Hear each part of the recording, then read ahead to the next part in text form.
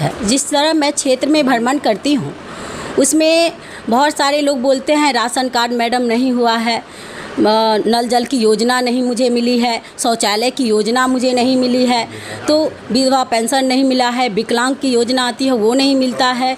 जिस तरह तरह की समस्याएं विकास के बारे में बताते हैं। योजना तो सारी देती है सरकार, लेकिन उनको तो ये नहीं पता होता है कि किस योजना में किनको मिला किनको नहीं। सर्वप्रथम किसानों की दाखिल खारिज की समस्या है, किसानों के लिए सिंचाई की व्यवस्था है, भ्रष्टाचार से संलिप्त प्रखंड को मुक्त करवाना है, हर एक वर्ग के लोगों के लिए सरकारी सुविधा की मुहैया करानी है, प्रखंड में शिक्षा की जो स्थिति लचर है उसे भी सुधारने का मैं काम करूंगी। जी नमस्कार, आप देख रहे हैं BT न्यूज़ बिहार। मैं आपके साथ हूं सोनू कुमार। मैं अभी समस्तीपुर में हैं और समस्तीपुर का ये विभूतिपुर प्रखंड क्षेत्र है। मेरे साथ अभी जो बैठे हैं यहाँ के निवर्तमान सरपंच हैं विभूतिपुर उत्तर पंचायत के। सबसे पहले हम आपका बहुत बहुत स्वागत करते हैं। मैं इस BT न्यूज़ को धन्यवाद देती हूँ। मैडम, आप निवर्तमान यहाँ के सरपंच हैं, आखिर कौन ऐसी बात आ गई या जनता की इच्छा हुई या कहीं ना कहीं आपकी इच्छा हुई जो आप अपने सरपंच पद को छोड़ करके पंचायत समिति पद का चुनाव लड़ने का फैसला किया?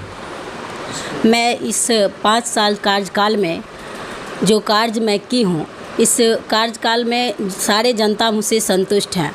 और जब भी मुझे भ्रमण करने की मिला है, जब भी मैं भ्रमण करने क्षेत्र में गई हूँ, तब लोग बोले कि जो मैडम जो आप वर्क कर रही हैं उससे मैं बहुत संतुष्ट हूँ, लेकिन मुझे कुछ विकास का काम नहीं हो पा रहा है।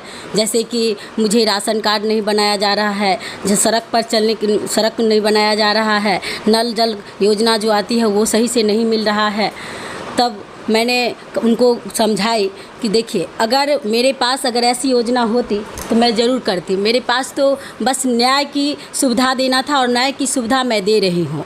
और मैं उन लोगों की बात को सुनकर मैं हर संभव कोशिश की हूँ कि जो इस न्याय के बाद न्याय को छोड़ के पंचायत समिति से मैं इस पद को लड़ने की यही मेरी अपेक्षा है। जो विकास का काम होगा, जितना भी विकास का काम होगा, जो महिलाएं घर से बाहर निकलती है उनको सही राह दिखाने वाले लोग नहीं मिलते हैं। जो किस कागज़ को कहाँ बनाया जाए, किस पदाधिकारी से मिला जाए, वो भी उनको जानकारी नहीं मिलती। अगर उनके घर में उनके हस्बैंड हैं, बच्चे हैं, अगर वो भी अगर नहीं हैं तो उनको करने के लिए कठिनाई होती है। अगर मैं महिला होके अपने प्रखंड में रहती हूँ, विकास का काम मुझे अगर मिलता है तो मैं भी किया करूँगी और उनको बताया करूँगी, हाँ फलाने पदाधिकारी के पास जाइए, उनको मिलेगा। और जहाँ तक कि सवाल आती है भ्रष्टाचार की, उस भ्रष्टाचार को भी हर संभव कोशिश करूँगी कि उसको मिटाऊँ, ताकि जो गरीब हैं, जो असमर्थ हैं, उस में वो नहीं कोई भी विकास के वर्क में वो नहीं जान पाते हैं, नहीं समझ पाते हैं, उनको मैं बताऊंगी और भ्रष्टाचार से मुक्त करवाऊंगी। मैडम, अब आपके पंचायत के लोगों को अब क्या विकास की ज़रूरत है? मेरे पंचायत के लोगों को ढेर सारी विकास की ज़रूरत है। जिस तरह मैं क्षेत्र में भ्रमण करती हूँ उसमें बहुत सारे लोग बोलते हैं राशन कार्ड मैडम नहीं हुआ है, नल जल की योजना नहीं मुझे मिली है, शौचालय की योजना मुझे नहीं मिली है, तो विधवा पेंशन नहीं मिला है, विकलांग की योजना आती है वो नहीं मिलता है। जिस तरह तरह की समस्याएं विकास के बारे में बताते हैं। योजना तो सारी देती है सरकार, लेकिन उनको तो ये नहीं पता होता है कि किस योजना में किनको मिला किनको नहीं। ऐसा होता है कि जो लोग पैसा देते हैं, जो लोग घूस देते हैं, उन लोगों का वर्क ज़्यादा हो जाता है, क्योंकि वो उसका लाभ लिए भी रहते हैं, उसके बावजूद भी उनको लाभ उनके परिवार में मिल जाता है।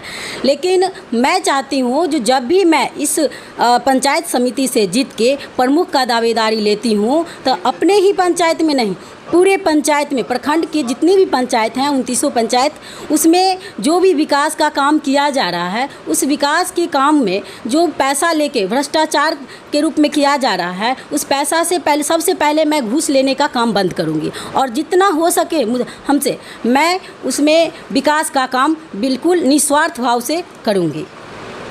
मैडम, आपकी जनता यहाँ पानी की मार झेल रही है।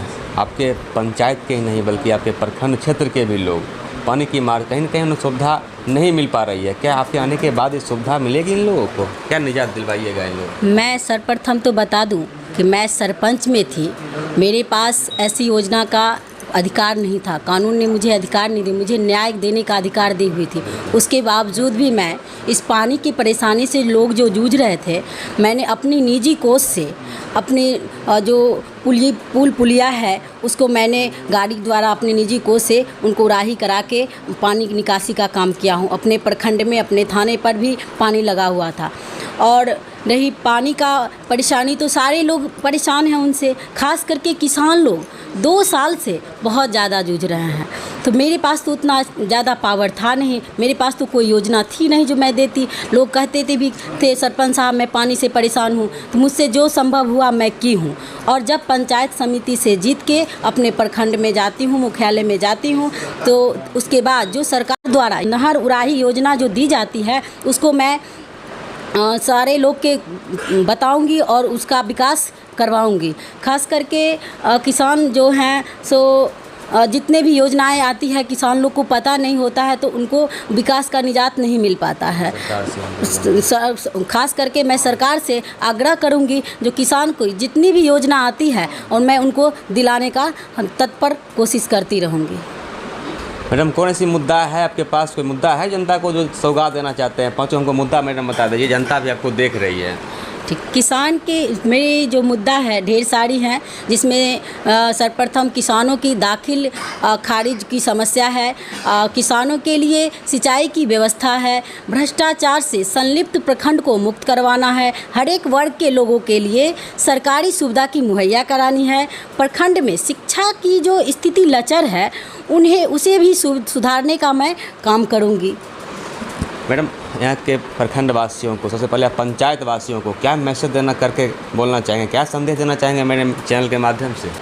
मैं जनता से कहना चाहूँगी जो मेरे 5 साल के कार्यकाल में जो मैंने कार्य की हैं उनसे अगर वो संतुष्ट हैं तो मैं आगे भी जो पंचायत समिति से खड़ा हुई हूँ उसमें वो सही वोट करें और जहाँ तक कि जो होगा मैं विकास की काम करूँगी, भ्रष्टाचार से मुक्त करवाने की कोशिश करूँगी। चलिए मैडम, हमसे बात करने के लिए शुक्रिया। धन्यवाद।